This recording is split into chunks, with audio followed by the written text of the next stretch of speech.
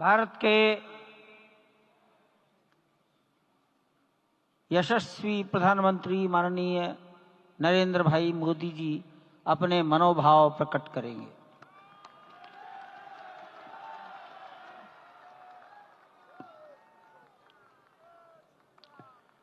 सियावर रामचंद्र की जय।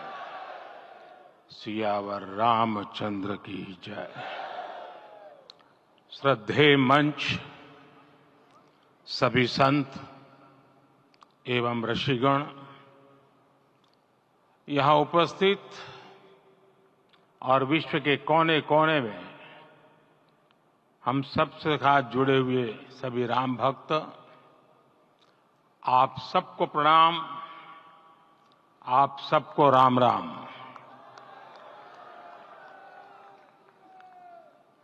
आज हमारे राम आ गए हैं।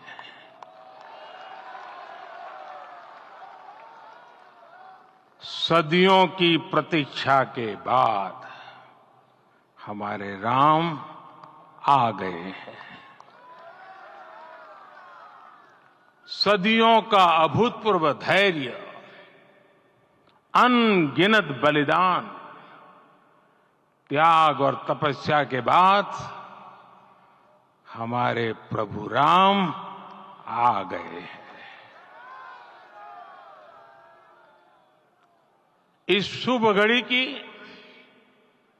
आप सभी को, समस्त देशवासियों को बहुत बहुत बधाई। मैं अभी गर्भगृह में ईश्वरीय चेतना का साक्षी बनकर आपके सामने उपस्थित हुआ हूं। कितना कुछ कहने को है, लेकिन कंठ अवरुद्ध है। मेरा शरीर अभी भी स्पंदित है, चित्त अभी भी उस पल में लीन है।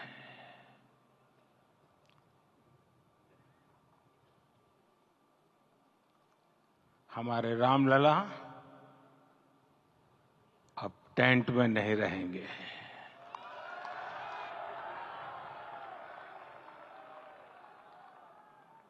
हमारे रामलला अब इस दिव्य मंदिर में रहेंगे।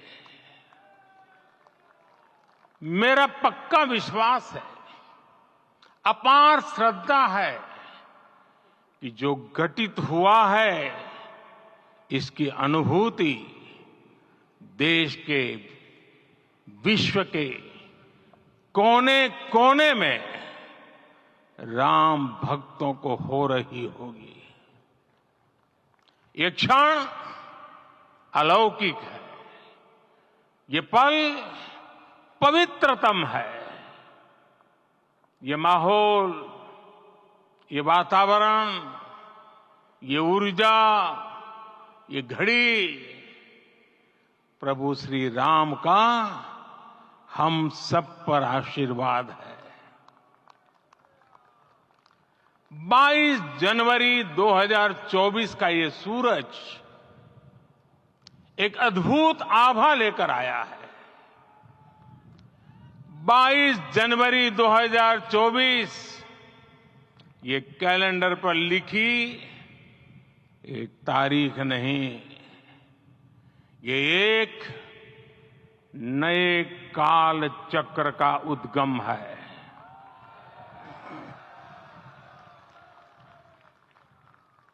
राम मंदिर के भूमि पूजन के बाद से प्रतिदिन पूरे देश में उमंग और उत्साह बढ़ता ही जा रहा था।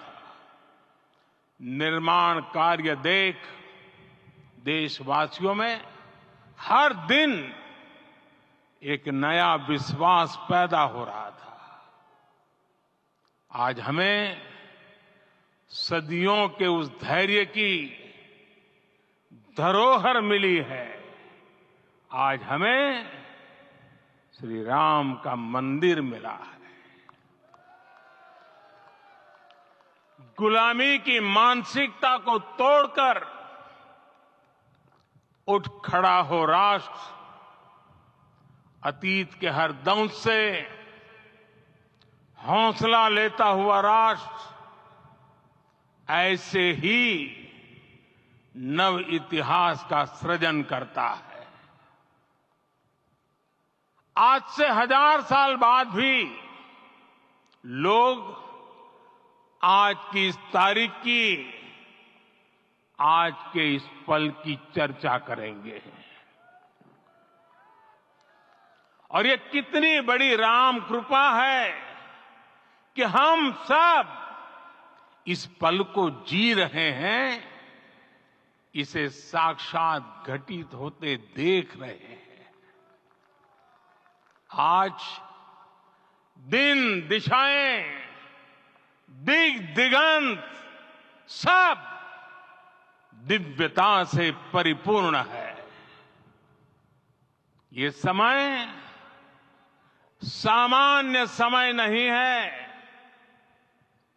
ये काल के चक्र पर सर्वकालिक शाही से अंकित हो रही अमिट स्मृति रेखाएं हैं। साथियों, हम सब जानते हैं कि जहां राम का काम होता है, वहां पवन पुत्र हनुमान अवश्य विराजमान होते हैं। इसलिए मैं राम भक्त हनुमान और हनुमान गढ़ी को भी प्रणाम करता हूं। मैं माता जानकी, लक्ष्मण जी, भरत, शत्रुघ्न सबको नमन करता हूं। मैं पावन अयोध्यापुरी और पावन सरयू को भी प्रणाम करता हूं। मैं इस पल दैवीय अनुभव कर रहा हूं कि जिनके आशीर्वाद से ये महान कार्य पूरा हुआ है। वे दिव्य आत्माएं, वे दैवीय विभूतियां भी इस समय हमारे आसपास उपस्थित है। मैं इन सभी दिव्य चेतनाओं को भी कृतज्ञता पूर्वक नमन करता हूं। मैं आज प्रभु श्री राम से क्षमा याचना भी करता हूं। हमारे पुरुषार्थ, हमारे त्याग, तपस्या में कुछ तो कमी रह गई होगी कि हम इतनी सदियों तक ये कार्य कर नहीं पाए। आज वो कमी पूरी हुई है।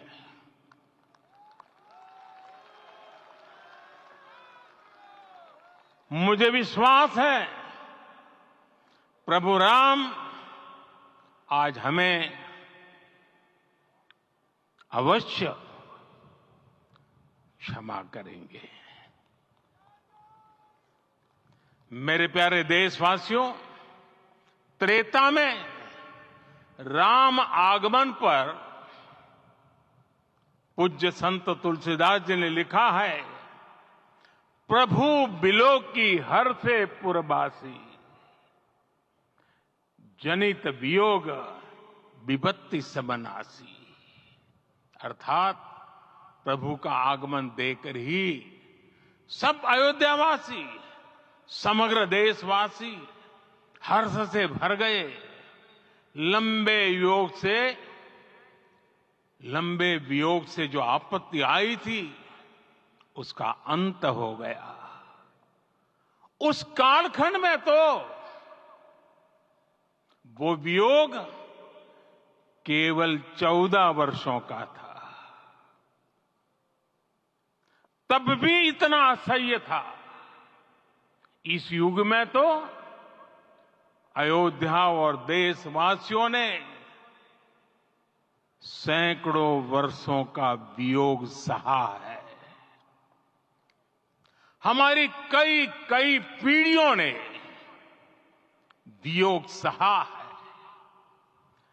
भारत के तो संविधान में उसकी पहली प्रति में भगवान राम विराजमान है। संविधान के अस्तित्व में आने के बाद भी दशकों तक प्रभु श्री राम के अस्तित्व को लेकर कानूनी लड़ाई चली। मैं आभार व्यक्त करूंगा भारत की न्यायपालिका का, जिसने न्याय की लाज रख ली।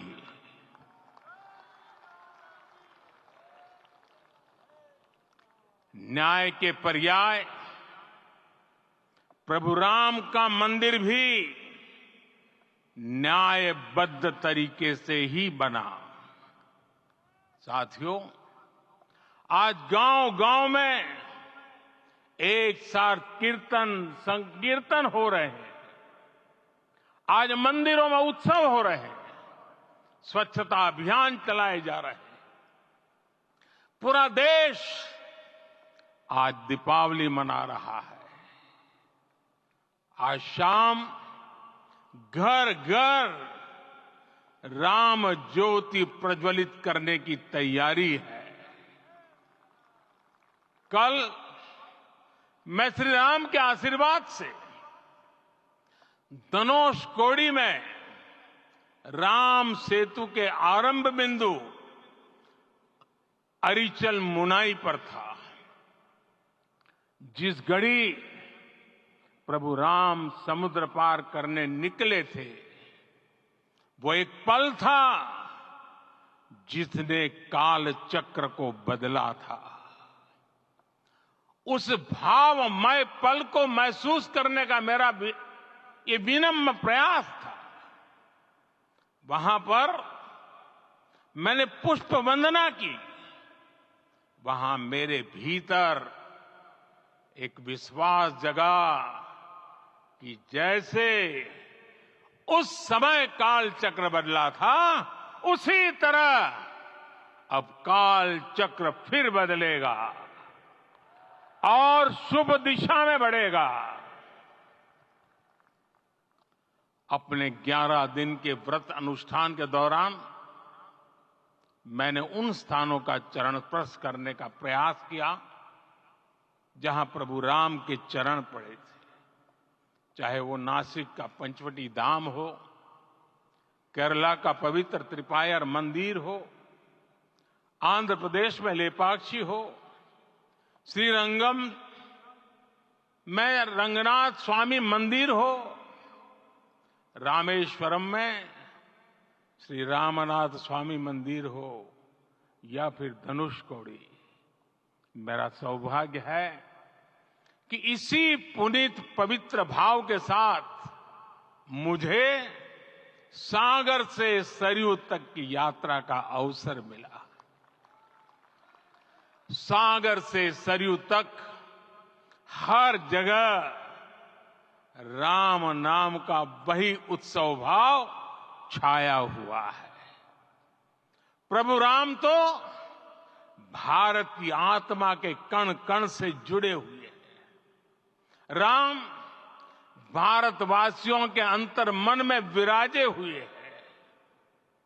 हम भारत में कहीं भी किसी की अंतरात्मा को छुएंगे तो इस एकत्व की अनुभूति होगी और यही भाव सब जगह मिलेगा। इससे उत्कृष्ट, इससे अधिक देश को समायोजित करने वाला सूत्र और क्या हो सकता है।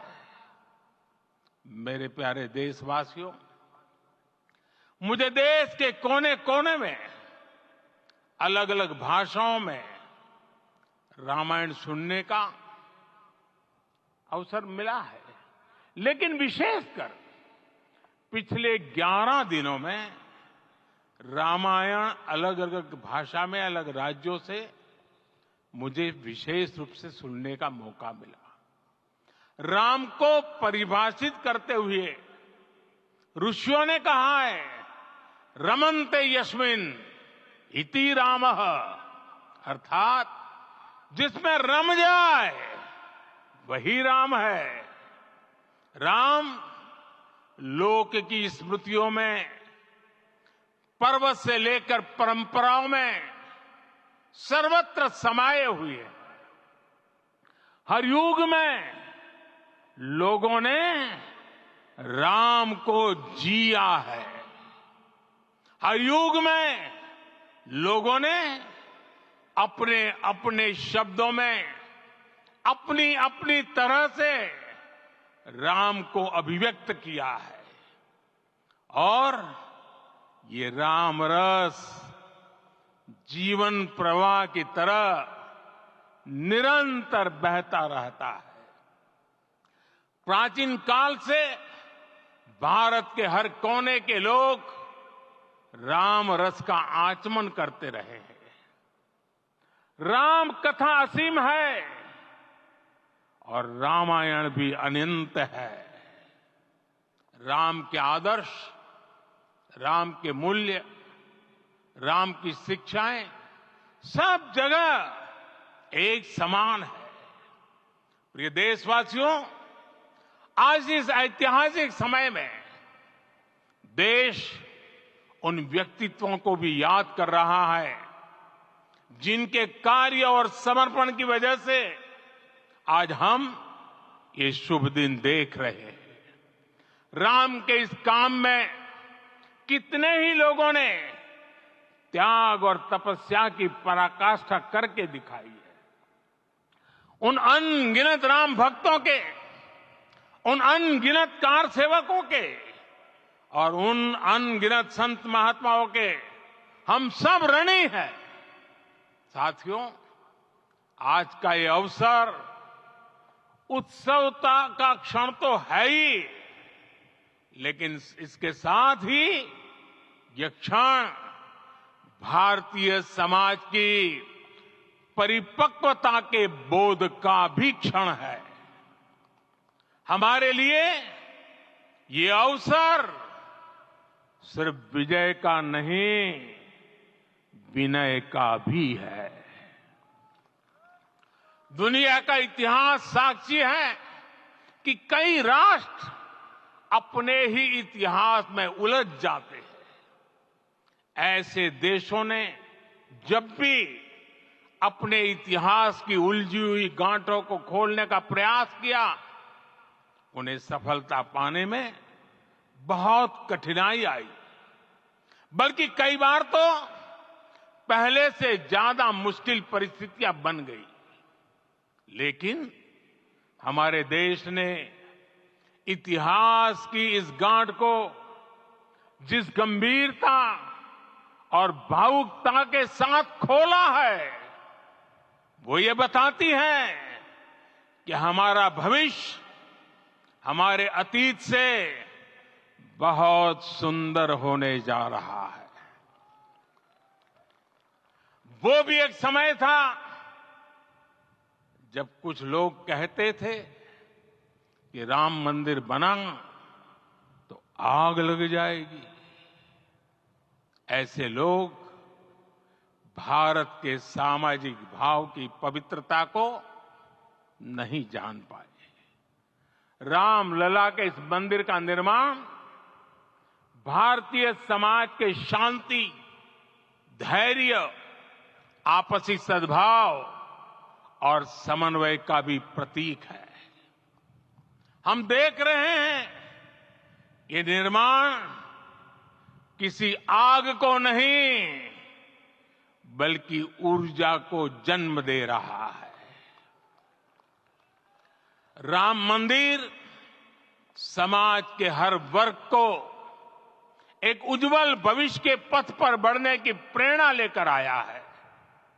मैं आज उन लोगों से आह्वान करूंगा, आइए आप महसूस कीजिए अपनी सोच पर पुनर्विचार कीजिए। राम आग नहीं है, राम ऊर्जा है। राम विवाद नहीं, राम समाधान है। राम सिर्फ हमारे नहीं है, राम तो सबके हैं। राम वर्तमान नहीं, सिर्फ वर्तमान ही नहीं, राम अनंत काल है। साथियों, आज जिस तरह राम मंदिर प्राण प्रतिष्ठा के इस आयोजन से पूरा विश्व जुड़ा हुआ है, उसमें राम की सर्वव्यापकता के दर्शन हो रहे हैं। जैसा उत्सव भारत में है, वैसा ही अनेक देशों में है। आज अयोध्या का यह उत्सव रामायण की उन वैश्विक परंपराओं का भी उत्सव बना है। रामलला की ये प्रतिष्ठा वसुधैव कुटुंबकम के विचार की भी प्रतिष्ठा है। साथियों, आज अयोध्या में केवल श्री राम के विग्रह रूप की प्राण प्रतिष्ठा नहीं हुई है, ये श्री राम के रूप में साक्षात भारतीय संस्कृति के प्रति अटूट विश्वास की भी प्राण प्रतिष्ठा है। ये साक्षात मानवीय मूल्यों और सर्वोच्च आदर्शों की भी प्राण प्रतिष्ठा है। इन मूल्यों की, इन आदर्शों की आवश्यकता आज संपूर्ण विश्व को है। सर्वे भवन्तु सुखिनः, ये संकल्प हम सदियों से दोहराते आए हैं। आज उसी संकल्प को राम मंदिर के रूप में साक्षात आकार मिला है। ये मंदिर मात्र एक देव मंदिर नहीं है, ये भारत की दृष्टि का, भारत के दर्शन का, भारत के दिग्दर्शन का मंदिर है। ये राम के रूप में राष्ट्र चेतना का मंदिर है। राम भारत की आस्था है, राम भारत का आधार है, राम भारत का विचार है, राम भारत का विधान है, राम भारत की चेतना है, राम भारत का चिंतन है, राम भारत की प्रतिष्ठा है, राम भारत का प्रताप है, राम प्रवाह है, राम प्रभाव है, राम नेति भी है, राम नीति भी है, राम नित्यता भी है, राम निरंतरता भी है, राम विभु है, विशद है, राम व्यापक है, विश्व है, विश्वात्मा है। और इसलिए जब राम की प्रतिष्ठा होती है तो उसका प्रभाव वर्षों या शताब्दियों तक ही नहीं होता, उसका प्रभाव हजारों वर्षों के लिए होता है। महर्षि वाल्मीकि ने कहा है, राज्यम 10 सहस्त्राणि प्राप्य वर्षाणि राघव, अर्थात राम 10,000 वर्षों के लिए राज्य पर प्रतिष्ठित हुए, यानी हजारों वर्षों के लिए राम राज्य स्थापित हुआ। जब त्रेता में राम आए थे तब हजारों वर्षों के लिए राम राज्य की स्थापना हुई थी। हजारों वर्षों तक राम विश्व पथ प्रदर्शन करते रहे थे। और इसलिए मेरे प्यारे देशवासियों, आज अयोध्या भूमि हम सभी से, प्रत्येक राम भक्त से, प्रत्येक भारतीय से कुछ सवाल कर रही है। श्री राम का भव्य मंदिर तो बन गया, अब आगे क्या? सदियों का इंतजार तो खत्म हो गया, अब आगे क्या? आज के इस अवसर पर जो दैव जो दैवीय आत्माएं हमें आशीर्वाद देने के लिए उपस्थित हुई हैं, हमें देख रही हैं, उन्हें क्या हम ऐसे ही विदा करेंगे? नहीं, कदापि नहीं। आज मैं पूरे पवित्र मन से महसूस कर रहा हूं कि काल चक्र बदल रहा है। ये सुखद संयोग है कि हमारी पीढ़ी को एक कालजयी पथ के शिल्पकार के रूप में चुना गया है। 1000 वर्ष बाद की पीढ़ी राष्ट्र निर्माण के हमारे आज के कार्यों को याद करेगी। इसलिए मैं कहता हूं, यही समय है, सही समय है। हमें आज से, इस पवित्र समय से अगले 1000 साल के भारत की नींव रखनी है। मंदिर निर्माण से आगे बढ़कर अब हमें सभी देशवासी यहीं इस पल से समर्थ, सक्षम, भव्य, दिव्य भारत के निर्माण की सौगंध लेते हैं।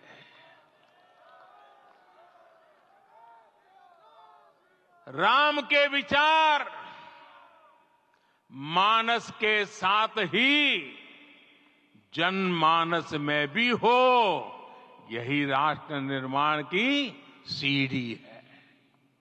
साथियों, आज के युग की मांग है कि हमें अपने अंतःकरण को विस्तार देना होगा।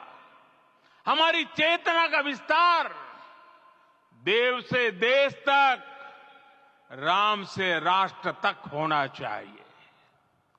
हनुमान जी की भक्ति, हनुमान जी की सेवा, हनुमान जी का समर्पण, ये ऐसे गुण हैं जिन्हें हमें बाहर नहीं खोजना पड़ता। प्रत्येक भारतीय में भक्ति, सेवा और समर्पण के भाव समर्थ, सक्षम, भव्य, दिव्य भारत का आधार बनेंगे। और यही तो है देव से देश और राम से राष्ट्र की चेतना का विस्तार। दूर सुदूर जंगल में, कुटिया में जीवन गुजारने वाली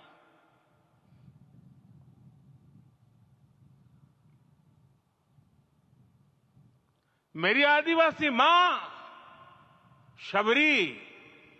शबरी का ध्यान आते ही अप्रतिम विश्वास जागृत होता है। मां शबरी तो कब से कहती थी, राम आएंगे।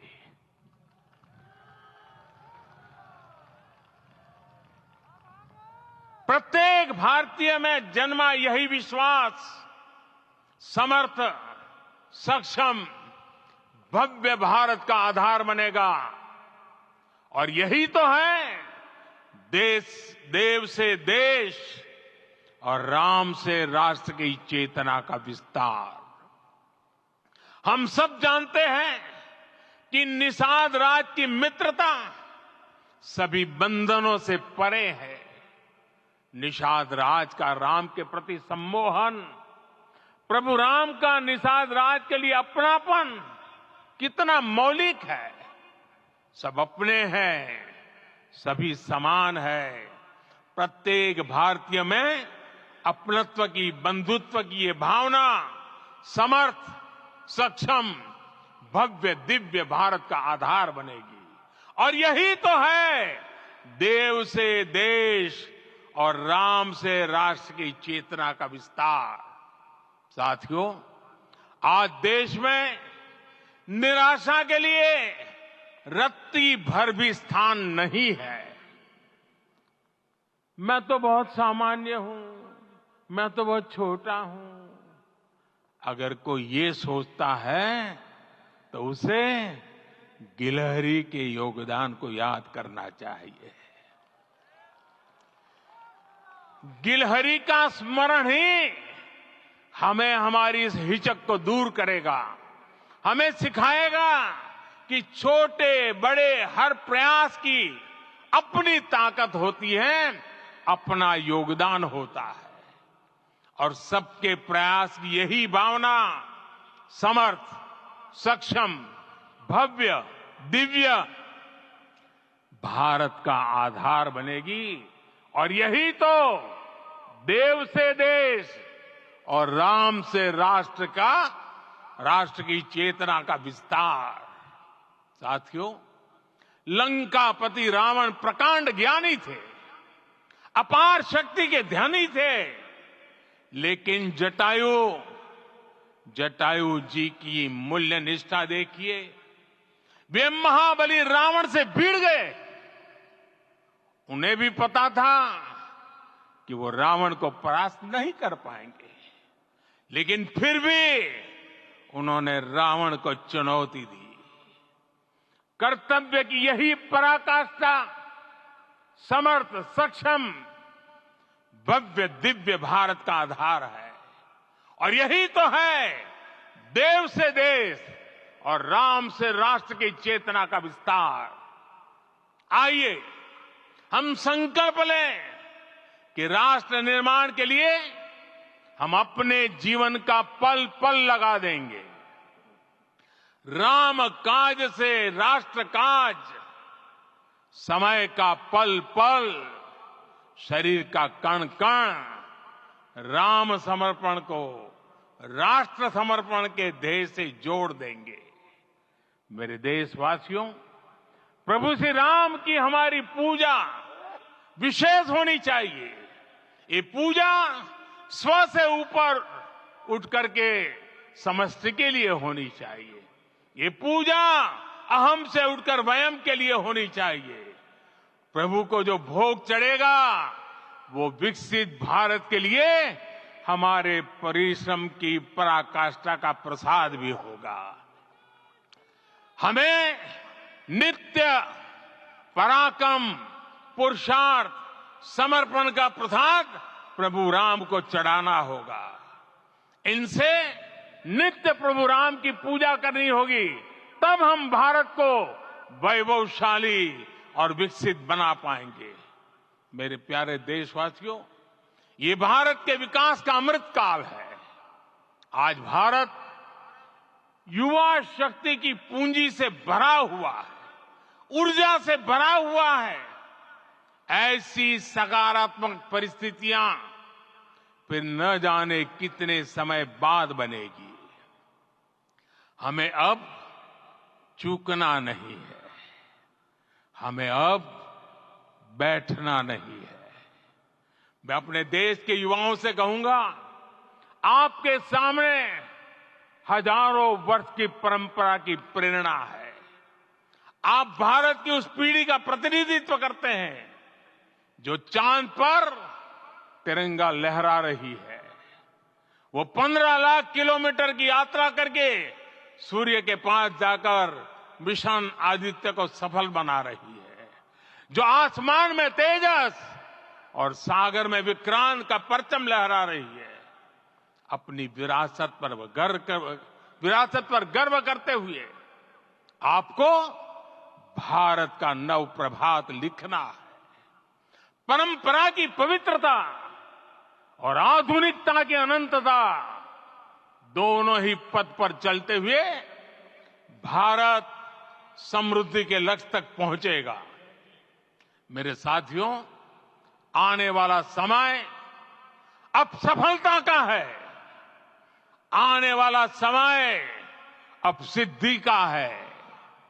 ये भव्य राम मंदिर साक्षी बनेगा भारत के उत्कर्ष का, भारत के उदय का। ये भव्य राम मंदिर साक्षी बनेगा भव्य भारत के अभ्युदय का, विकसित भारत का। ये मंदिर सिखाता है कि अगर लक्ष्य सत्य प्रमाणित हो, अगर लक्ष्य सामूहिकता और संगठित शक्ति से जन्मा हो, तब उस लक्ष्य को प्राप्त करना असंभव नहीं है। ये भारत का समय है और भारत अब आगे बढ़ने वाला है। शताब्दियों की प्रतीक्षा के बाद हम यहां पहुंचे हैं। हम सब ने इस युग का, इस कालखंड का इंतजार किया है। अब हम रुकेंगे नहीं, हम विकास की ऊंचाई पर जाकर ही रहेंगे। इसी भाव के साथ रामलला के चरणों में प्रणाम करते हुए आप सभी को बहुत बहुत शुभकामनाएं। सभी संतों के चरणों में मेरे प्रणाम। सियावर रामचंद्र की, सियावर रामचंद्र की, सियावर रामचंद्र की।